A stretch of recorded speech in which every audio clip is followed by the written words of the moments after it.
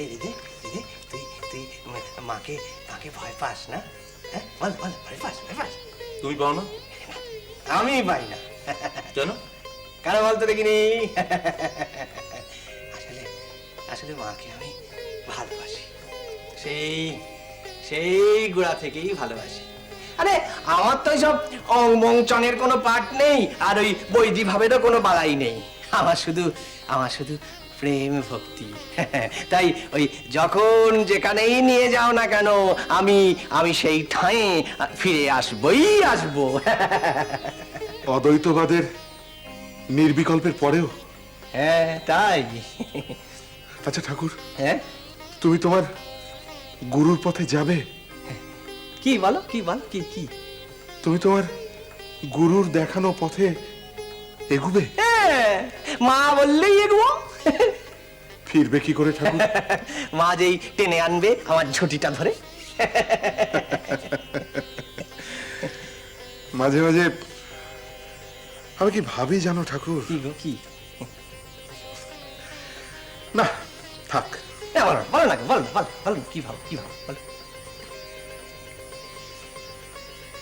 তোমার মতো বিশ্বাস যদি রাখতে পারতাম ঠাকুর, তোমার মতো যদি নির্ভর করতে পারতাম, তাহলে এই ভব সিন্ধুতে কত অবলীলায় আমি ভেসে বেড়াতে পারতাম ঠাকুর।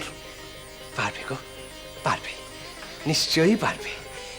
ইষ্টের প্রতি ভক্তি রাখো, ওই মায়া মোহ বড় দিনহীন গো। পারবে পারবে, নিশ্চয়ই পারবে পারবে। ঠাকুর, হ্যাঁ হ্যাঁ ঠাকুর তোমার এই কথা সবার জন্য তো? হ্যাঁ, সবার জন্য, সবার জন্য। এই রে রে, তোর তো আমাতে খুব সংশয়। হ্যাঁ, এ কথা তোরও জন্য, তোরও জন্য। শোনো শোনো, একটা কথা বলি। এই যে ব্রহ্মবাদ, অদ্বৈত তত্ত্ব, এগুলোকেও না, এগুলো জোর করে আঁকড়ে রাখবে। মনকে সবসময় বলবে যে জন্ম নেই, মৃত্যু নেই, পাপ নেই, শোক নেই, দুঃখ নেই, ক্ষুধা নেই, তৃষ্ণা নেই। জন্ম জরারহিত নির্বিকার সচ্চিদানন্দ স্বরূপ আত্মা। কিন্তু যেই শরীর বিকল হলো, যেই ওই কাম কাঞ্চনের হেতু কোনো তোমার কুকাজ তুমি করে বসলে, ব্যাস অমনি অমনি ক্রোধ অহংকার সব এসে তোমাকে চেপে বসলো। ওই যে তোতার বেলা হলো, যেই ওকে চেপে ধরলুম যে তুমি তো ক্রোধের শিকার, ব্যাস অমনি লোকটা কিরকম ঠায় পাষাণ হয়ে গেল। ও বুঝলো যে ও কত বড় ভুল করেছিল। আসলে কি জানো, আসলে ঈশ্বরের কৃপা না থাকলে, মায়াডোর ছিঁড়ে না ফেলতে পারলে, আত্মজ্ঞান ও দুঃখ নিবৃত্তি কখনোই হয় না গো। কেউ পারে না, কেউ পারে না গো।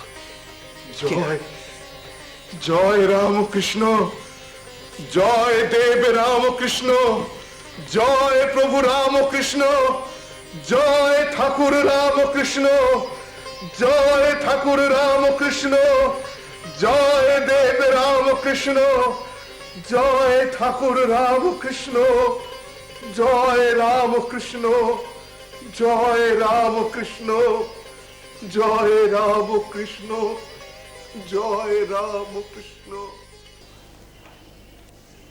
পেলে না? না। ভবতারিণী মন্দিরে খুঁজেছিলে? আগে বিষ্ণু মন্দিরে? নেই, আমি দেখেছি। সব কটা শিব মন্দিরে উঁকি মেরে দেখেছি, নহবতখানার দিকেও গেলাম। তাহলে তাহলে কোথায় গেলেন উনি? এই সময় তো সাধারণত বাবা কোথাও যান না। আপনি এত অস্থির হচ্ছেন কেন বাবা?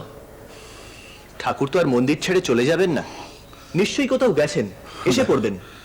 দেখো ভূপাল, এমনিতে উনি একজন ঈশ্বরাবিষ্ট মানুষ, তারপরে মন্দিরে সাধু সন্তর আনাগোনা তো নিরন্তর চলেইছে। এইরকম একজন ভগবত আগরকে টেনে নিয়ে যাবার লোভ তাদের মনে জাগতেই পারে। না না, ঠাকুরকে নিয়ে যাওয়া সম্ভব নয়। তুমি কি করে বুঝলে? এখানে মায়ের মন্দির, ঠাকুর মাকে ছেড়ে কোথাও যাবেন না। না না, বোধহয় ভুল বললাম। মা ঠাকুরকে কোথাও যেতে দেবেন না, আঁচলে বেঁধে রেখেছেন। বাহ, জগন্মাতার সঙ্গে বাবার এই সম্পর্কটি তোমার কাছে এত প্রাঞ্জল দেখে আমার বেশ ভালো লাগে। কিন্তু দেখো, একই বাড়িতে একই শিক্ষা পেয়ে একই পরিবেশ পেয়ে তোমার ভাই ওই ত্রৈলোক্যনাথ, তার মনের গঠনটি কিন্তু তোমার মতো হয়ে উঠলো না কেন আমি জানি না। সবই হয়তো আমার কৃতকর্মের ফল। কিন্তু আমি যে এখন আমি যে কি করি আমি কিছু বুঝে উঠতে পারছি না। আমি আপনি এত অস্থির হচ্ছেন কেন বাবা? গোপাল, গোপাল, তোমার মায়ের অসুখের কথা ভেবে আমি দুশ্চিন্তায় রয়েছি। আমি সেই জন্য সকালবেলায় মন্দিরে অস্থির হয়ে ছুটে এসেছি। আমি জানি না কার অভিশাপে এরকম ছায়া পড়ছে আমাদের। এসব আপনি কি বলছেন বাবা? কেন বলছেন এসব কথা? এবার বুঝতে পেরেছেন কেন আজ আমি আপনার সঙ্গ নিয়েছি?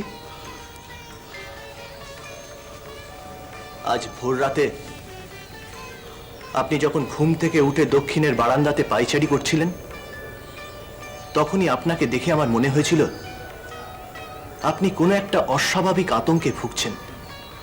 কেন বাবা? গোপাল, গোপাল, তোমার মা মায়ের কি হয়েছে? মা তো ভালো আছেন, তার চিকিৎসা চলছে, কবিরাজ বদ্যি দেখছেন।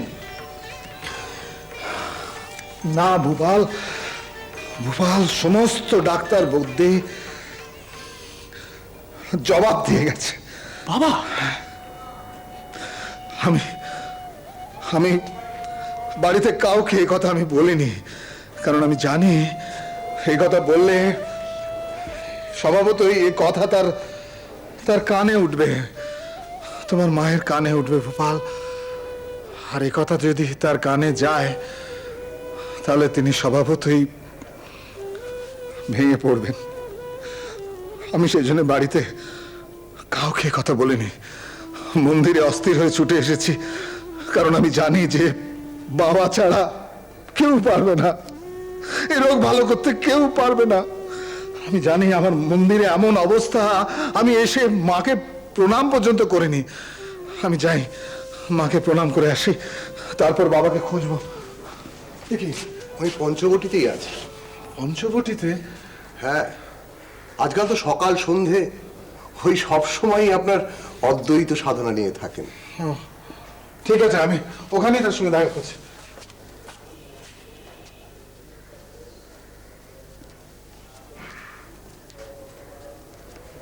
ভালো করেছো বাবা, খুব ভালো করেছো। সেজবাবুর সঙ্গে এসে খুব ভালো করেছো। এমন অস্থির আমি আগে কখনো দেখিনি। হ্যাঁ, উনি খুব অশান্তিতে আছেন। শ্রীরাম কৃষ্ণ